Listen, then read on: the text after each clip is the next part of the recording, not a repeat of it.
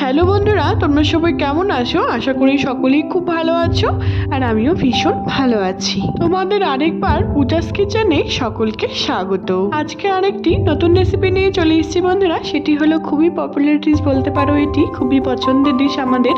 সেটি হলো কচু পাতা চিংড়ি। খুবই কিন্তু টেস্টি হয় খেতে। গরম গরম ভাতের সাথে এরকম যদি একটা ডিশ হয় আর কিন্তু কোনো দরকারই হয় না আমাদের অন্য কিছু রান্নার।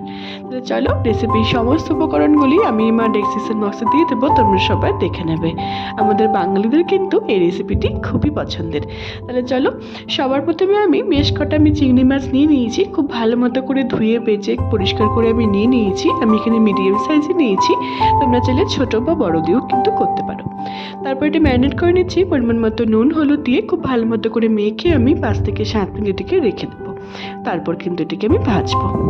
তারপর এখানে আমি বেশ কিছুটা কচু পাতা নিয়ে নিয়েছি। খুব ভালো মতো ঝিরি করে কিন্তু আমি কেটে নিয়েছি। তারপর এটিকে আমি ভাপিয়ে নিচ্ছি যাতে আমাদের কচু পাতাটি গলাতে না ধরে। তার জন্য আমাদের পরিমাণ মতো নুন আর একটুখানি লেবুর রস দিয়ে যদি এটিকে ভাপানো হয় বন্ধুরা, তাহলে পরে কিন্তু আমাদের গলায় একদমই ধরে না। এর খেতে কিন্তু দুর্দান্ত হয়। দেখো, খুব ভালো মতো করে তাহলে আমরা খেতে পারবো। এটি একটি টিপস বলতে পারো এই রেসিপি। তারপর এখানে বেশ কিছুটা আমি নারকেল করে নিয়ে নিয়েছি যাতে আমাদের কচু পাতা চিংড়িটি টেস্টি আর খুবই টেস্টি হয় খেতে। দেখো, তারপর এখানে আমি কচু পাতাটিকে দেখো ভাপিয়ে নিয়েছি। আমাদের কচু পাতাটি কিন্তু ভাপানো হয়ে গেছে। আমি এবার এটিকে জলটি কিন্তু ছড়িয়ে নেব, ঠান্ডা করে নেব। তারপর এখানে খুব ভালো মতো করে ছড়িয়ে আমি রেখে দিলাম, খুব তাড়াতাড়ি ঠান্ডা হয়ে যায়। একটি মশলা তৈরি করে নিচ্ছি। তার জন্য আমাদের লাগছে পোস্ত আর 2 রকমের সর্ষে, আর দিচ্ছি 4টার মতো কাঁচা লঙ্কা, আর সামান্য একটু জল দিয়ে আমি পেস্ট করে নেব। ঝালটি তোমরা তোমাদের ইচ্ছে মতো দিতে পারো। তারপর এখানে পেস্টটি করে নেওয়ার পর এখানে আমি সর্ষের তেল বসিয়ে দিয়েছি কড়াইয়ে বেশ কিছুটা। আমি এবার চিংড়ি মাছগুলোকে কিন্তু খুব সুন্দর করে ভেজে নেব। বেশি কিন্তু ভাজবো না, বেশি ভাজলে পরে কিন্তু চিংড়ি মাছের সময় শক্ত হয়ে যায়, খেতে কিন্তু ভালো লাগে না। হালকা একটুখানি ভেজে নেব লালচে লালচে করে। ভালো মতো করে মাছটিকে আমি কিন্তু হালকা করে এরকম করে ভেজে নিচ্ছি।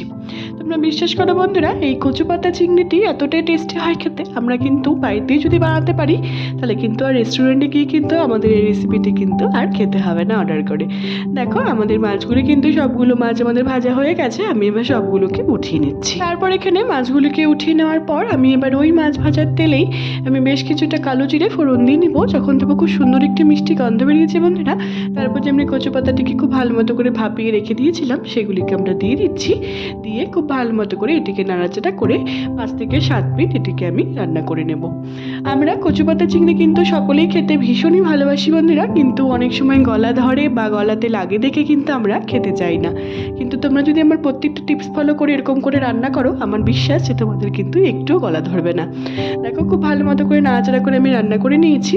তারপর এখানে বেশ কিছুটা নারকেল করে আমি দিয়ে দিচ্ছি। যতটা নারকেল করে তোমরা অ্যাড করবে এর টেস্ট কিন্তু ততটাই বেশি হবে। খুব ভালো মতো করে নারকেল কোড়াটিকে দিয়ে খুব ভালো মতো করে আমি নাড়াচাড়া করে নিয়েছি।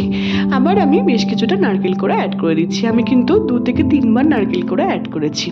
তোমরা যে যতটা নারকেল খেতে পছন্দ করো ততটাই কিন্তু দিতে পারো, কিন্তু খুব বেশি আবার দেবে না, তাহলে কিন্তু খেতে অনেকটা ভালো হবে না।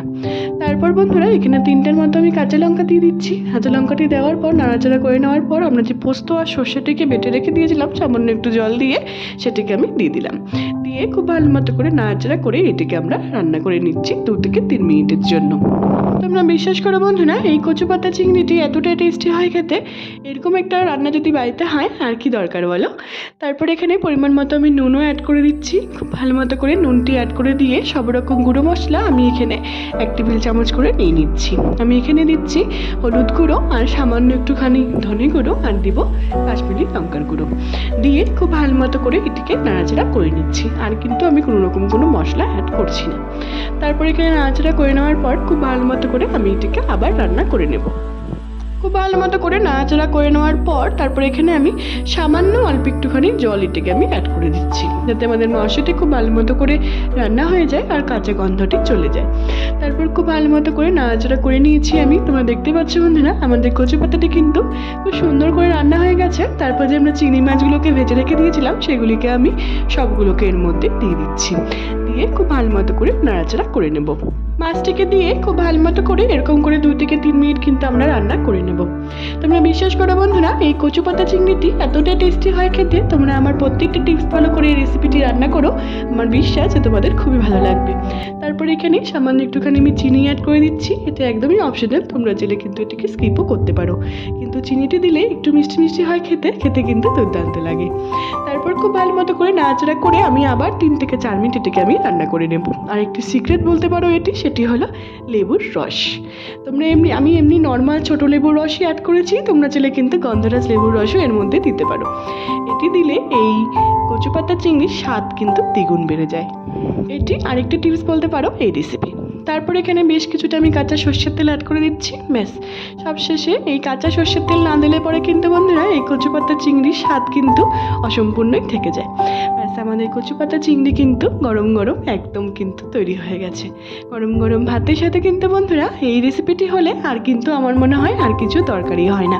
আমরা যদি খুব সহজে এরকম একটা রেসিপি বাড়িতেই বানিয়ে নিতে পারি, তাহলে কিন্তু আমাদের বাইরে গিয়ে বা রেস্টুরেন্টে বা কোথাও গিয়ে কিন্তু আমাদের আর অর্ডার করে কিন্তু খেতে হবে না। আমরা কিন্তু বাড়িতে বানিয়েই খুব সুন্দর করে এটি কিন্তু খেতে পারবো।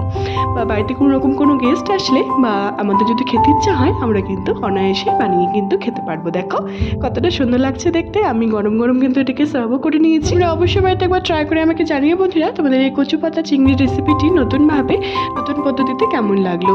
যদি ভালো লেগে থাকে আমার এই রেসিপিটিকে, তাহলে অনেক অনেক অনেক বেশি শেয়ার করার কিন্তু তোমাদের সকলকে কিন্তু অনুরোধ রইল।